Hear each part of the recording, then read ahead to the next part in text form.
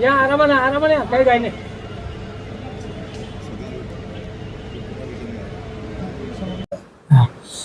माझं नाव आहे राजू भीमराव काकडे. हा, आणि मी टावरवर चढलो होतो. माझी मागणी अशी आहे की बा समजा ते लोक आलते नगरपालिकेचे, म्हणे बा तुमच्या वावरात गड्डे खणणे, उद्या आम्ही येतो आणि गड्डे खणतो. आमच्या त्या वावरात आम्ही ना माळवं लावले, काही शेपू, काही पालक, काही सांबार आणि काही दोडके लावले थोडेफार.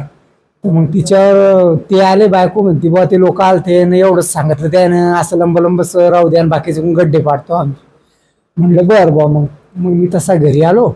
मग दुसरा विचार काही सुचला नाही बा, डायरेक्ट आलो बुलढाण्याला. आलो डायरेक्ट टावरवर चढलो, वर जाऊन बसून राहिलो. तुमची काय मागणी शासनाला? मी मागणी अशी की बा आमची जमीन आम्हाला, आता आम्ही 13 एकर तर दिली का नाही, बाकीचे आम्हाला खाऊ द्या बा पोटाम पोटभर.